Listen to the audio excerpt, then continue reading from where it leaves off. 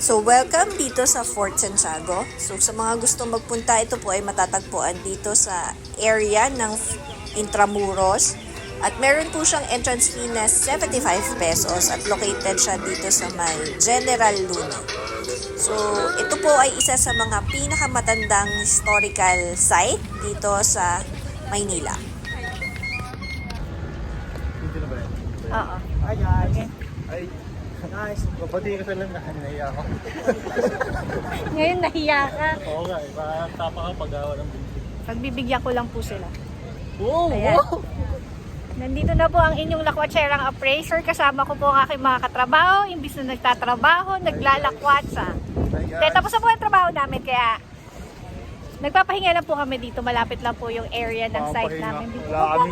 Okay, sorry.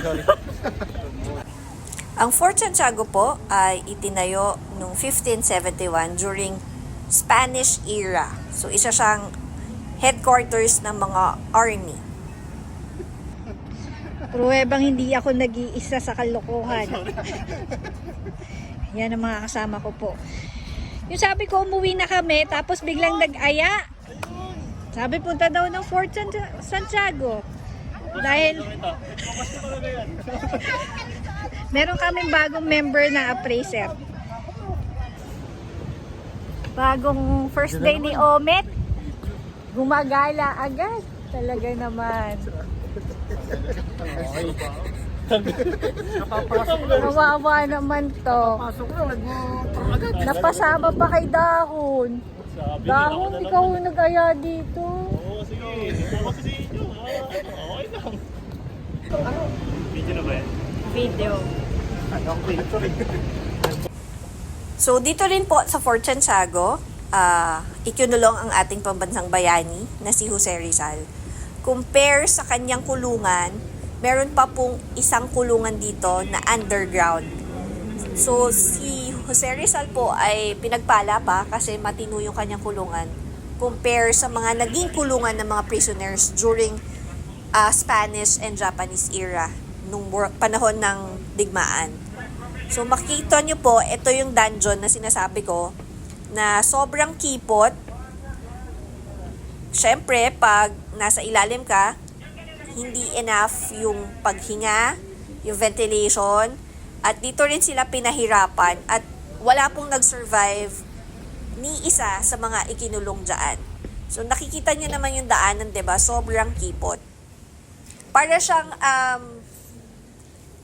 massacre area, kung ano man yung tawag nila. Pero, yun po, dito pinahirapan yung mga maraming Pilipino nung panahon ng digmaan sa panahon ng Spanish and Japanese era. So, saan nga ba nanggaling yung salitang Fort Santiago? So, ipinangalan siya sa isang patron saint sa Spain na ang pangalan ay Saint James. So, itong Fort Santiago ay itinayo bilang isang defense fortress during World War. So, pag nandito kayo sa loob ng dungeon, parang may experience na rin kung ano yung mga na-experience ng mga prisoners during the time na nakulong sila. So, wala talaga nag-survive ng mga prisoners dito. Lahat sila namatay. Siyempre, di ba, lack of ventilation, lack of food, di naman talaga sila pinapakain, and pinapahirapan din sila. They were abandoned during the time na nakulong sila dyan. So, pag napunta kayo dito, sana respetuhin nyo kung ano yung nangyari dito sa lugar na to. Kasi maraming mga nakasama kami nung pumunta kami dyan na parang wala na lang silang pakeng kung ano yung history na nangyari. So, let's always give respect every time we go to one places to another.